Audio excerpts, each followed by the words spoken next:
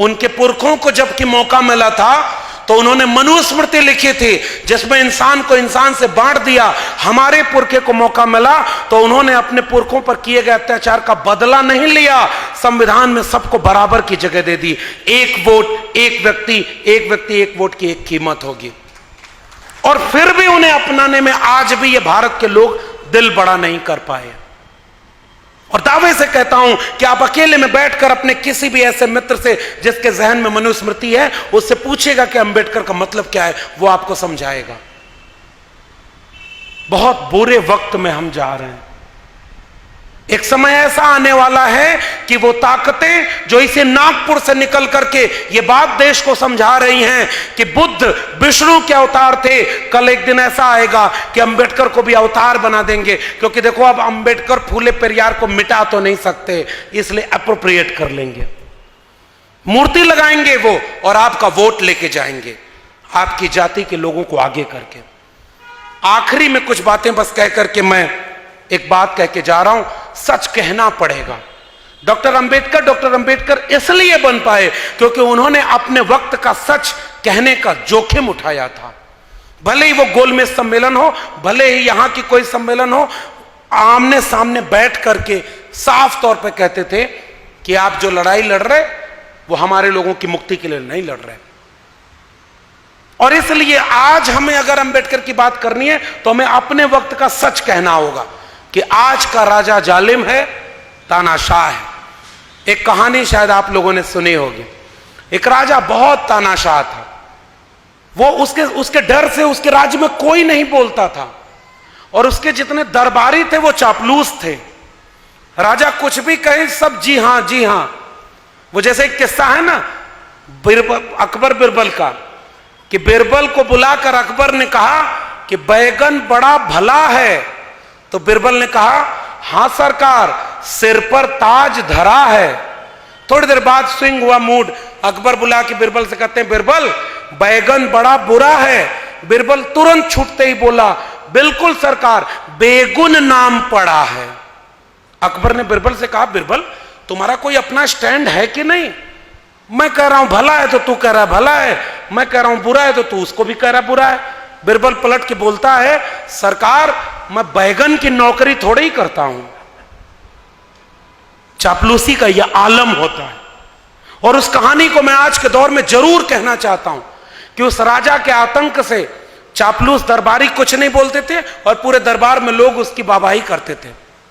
एक बार एक व्यापारी आया, उसने कहा कि सरकार एक ये मैं कारीगर लेके आया हूं, ये एक ऐसा कपड़ा सोने और चांदी की तार से बनाता है कि वो उसे ही दिखता है जो दिल से ईमानदार हो और सच्चा हो।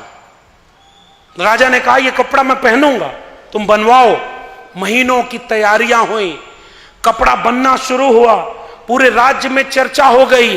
राजा के लिए एक ऐसा कपड़ा बनाया जा रहा है जो उसे ही दिखाई देगा जो दिल से ईमानदार और सच्चा होगा। राजा भी उत्सुक था, बीच बीच में जाके कहता था देखो कपड़ा कितना तैयार हुआ। कारीगर बोलता था बहुत मेहनत से बन रहा है, रुकिए थोड़ा और वक्त लगेगा। कुछ दिन बाद कपड़ा तैयार हुआ, राजा वो कपड़ा पहना और पूरे शहर में घूमने निकल गया। सारे लोग जाकर कहते थे कि राजा का कपड़ा कितना अच्छा लग रहा है, राजा का कपड़ा कितना प्यारा है, राजा का इतना शानदार कपड़ा पहना हुआ है। लेकिन असल में वो कोई कपड़ा ही नहीं था, वो अदृश्य कपड़ा था। और पूरे राज्य में राजा ऐसे ही घूमते चला गया, क्योंकि राज्य को ही उसने चापलूसों का अड्डा बना रखा था। वो तानाशाह जिसके खिलाफ कोई सच नहीं बोल सकता था, अपने राज्य के दरबार के आखिरी छोर पर पहुंचता है। एक छोटा सा बच्चा उस राजा को देखकर चीख पड़ता है, ये राजा तो नंगा जा रहा है। वो अकेला बच्चा सच बोला, क्योंकि बाकी लोग या तो चापलूस बन गए थे या उसके जुल्म से तानाशाह से डर गए थे। और राजा नंगा है ये बात कहने वाला एक छोटा सा बच्चा था। डॉक्टर अंबेडकर आज अगर होते तो कौन सी लड़ाई लड़ रहे होते? मेरे लिए अंबेडकर को याद करने का अर्थ यहां से, आज अगर डॉक्टर अंबेडकर होते तो नई शिक्षा नीति 2020 के तहत इस देश के सरकारी शिक्षक सरकारी कर्मचारी सरकारी स्कूल कॉलेज विश्वविद्यालय को प्राइवेट हाथों में बेचे जाने के खिलाफ आंदोलन में सबसे आगे खड़े होते।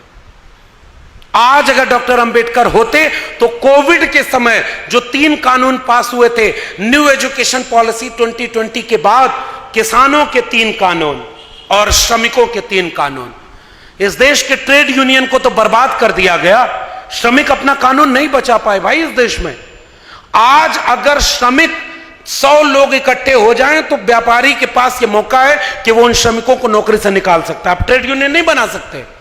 और एक जमाने में इसी महाराष्ट्र में इतनी बड़ी ट्रेड यूनियन हुआ करती थी कि ट्रेड यूनियन के आंदोलन बड़ी बड़ी सरकारों के तख्ते पलट देते थे। ट्रेड यूनियन खत्म हो गया और ट्रेड यूनियन की वकालत करने वाले फूले और अंबेडकर दोनों थे। क्या यह अंबेडकर के सपनों का भारत बन रहा है?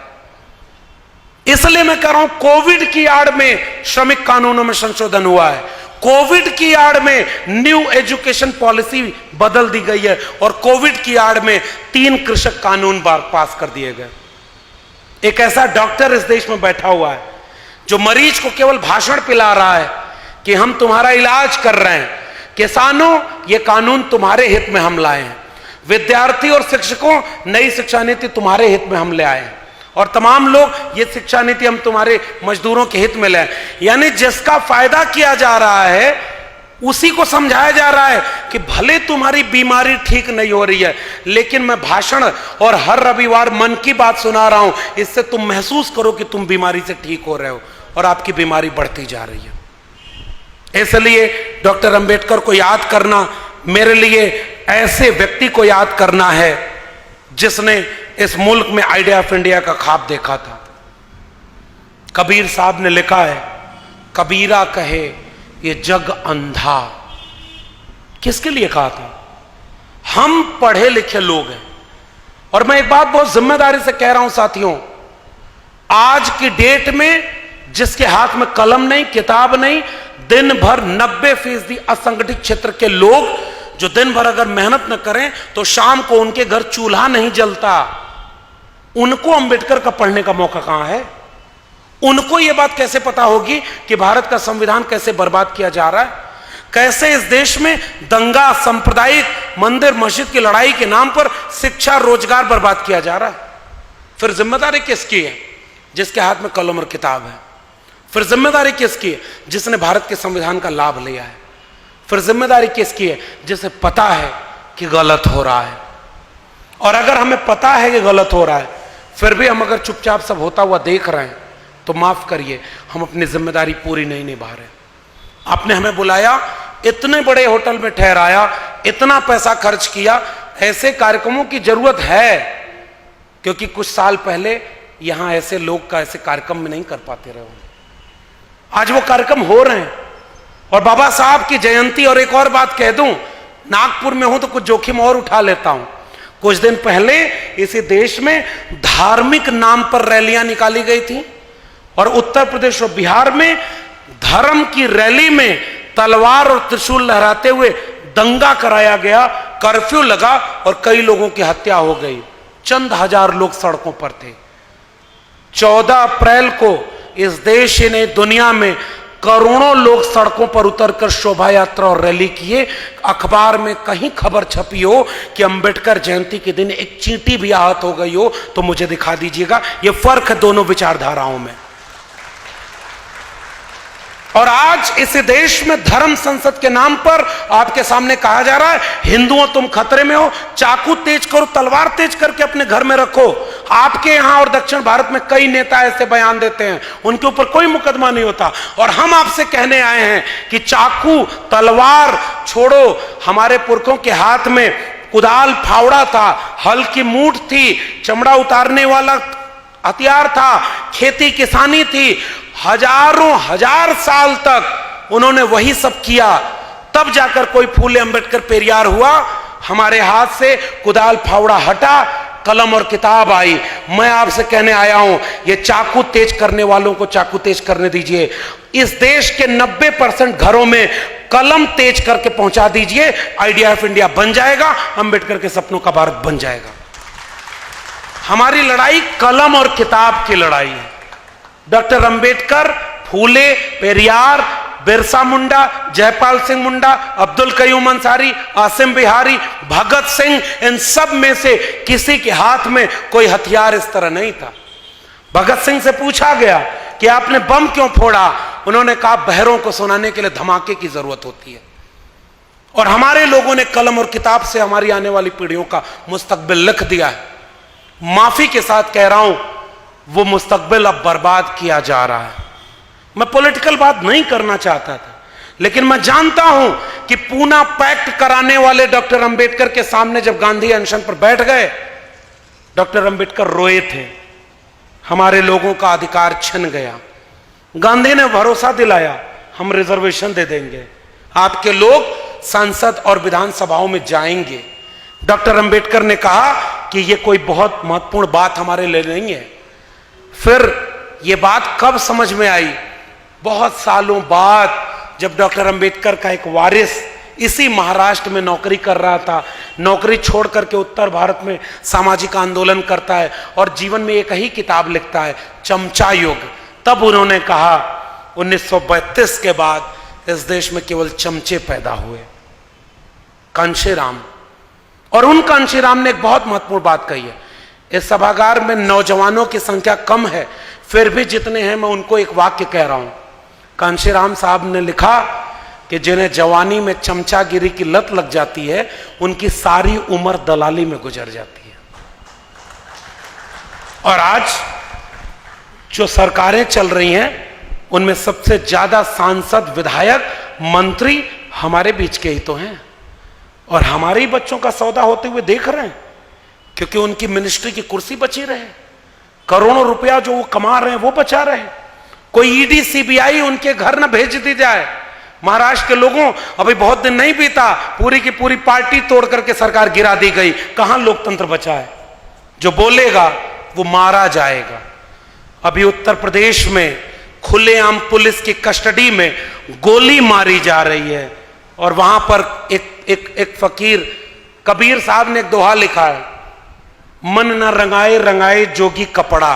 और जब मैं जोगी कह रहा हूं तो इसका वास्ता किसी भी प्रदेश के मुख्यमंत्री से नहीं है, यह डिस्क्लेमर है। मन न रंगाए रंगाए जोगी कपड़ा, आसन मार मंदिर में बैठे, ब्रह्म छोड़ पूजन लागे पथरा, और दढ़िया बढ़ाए और बरवा मुड़ाए, और दढ़िया बढ़ाए जोगी होई गई ना बकरा, और मन नाम रंगाए रंगाए जोगी कपड़ा। ये कबीर साहब ने किसके लिए कहा था? एक वक्त आएगा जब लोग, हमारे यहां का एक गाना चलता है ना, कि वो कह गए सिया से ऐसा कलयुग आएगा, हंस चुगेगा दाना दुन का, कौवा मोती खाएगा। और आज आपके लोग अपनी नौकरी बचाने और तमाम चीजों को लेकर के अपने चीजों का सौदा कर रहे हैं। और इसलिए मैं कह रहा हूं कि हमें इस बात को सच तो बोलना होगा ना भाई, कि आखिर में वो सारी चीजें कौन लोग कर रहे हैं। और उस योगी की बात मैं क्यों कर रहा हूं? उत्तर प्रदेश में शिक्षक भर्ती घोटाले के लिए जो विद्यार्थी आंदोलन कर रहे थे, उनके ऊपर लाठी चलवाई गई, मुकदमा किया गया, और जो शिक्षा मांग रहा है उसको जेल डाला जा रहा है, और जो कांवड़ ढोने जा रहा है उसके ऊपर हेलीकॉप्टर से फूलों की बारिश की जा रही है। इसी दिन रात के लिए आपने इन्हें मुख्यमंत्री चुना या हमने चुना? और जो लोग अब इस मुल्क का निजाम बन के बैठे, उनकी तो बात ही क्या करना। डिग्री तक उनकी सच्ची नहीं है, उनकी बातों में कितनी सच्चाई होगी मुझे पता नहीं। और इसलिए मैं एक बात कह रहा हूं, ये लोग बहुत मेहनत करते हुए दिखते हैं। उनके भक्त कहते हैं कि अरे भाई, प्रधानमंत्री जी 18 घंटे काम करते हैं, दिन रात मेहनत करते हैं। एक बार जंगल के जानवरों ने मिलकर बंदर को अपना राजा चुन लिया। मैं भाई साहित्य का विद्यार्थी हूं तो किस्सा कहानी सुना रहा हूं, इसका किसी भी जीवित या मृत व्यक्ति से कोई संबंध नहीं है। बंदरों को राजा चुन लिया। एक शिकारी आया, एक पशु के बच्चे को उठा के लेके भाग गया। वो पशु आकर राजा के सामने कह रहा है कि भाई न्याय करो। कहा क्या हुआ? कहा कि बच्चे को वो उठा ले गया, आपने कहा था आपके राज्य में जुल्म नहीं होगा। बंदर इस डाल से उस डाल कूदना शुरू कर देता है। वो कहती है, वो लोमड़ी कहती है कि भाई मेरे बच्चे को बचाओ, तो बंदर कहता बिल्कुल रुको, अभी मैं मेहनत करता हूं। फिर उस डाल से इस डाल, इस डाल से उस डाल, पूरा कंटिन्यू दौड़ता रहा। थोड़ी देर बाद वो लोमड़ी पूछती है कि यार आप न्याय कैसे करोगे? कब बंदर बोलता है न्याय की बात छोड़ो, मेरी मेहनत में कोई कमी रह गई हो तो बताओ। ये 18-18 घंटे जागने वाले लोग पीढ़ी दर पीढ़ी आपके बच्चों को सुलाने के लिए उनका हक अधिकार बेच रहे हैं। केवल यही बात मैं कहने आया हूं।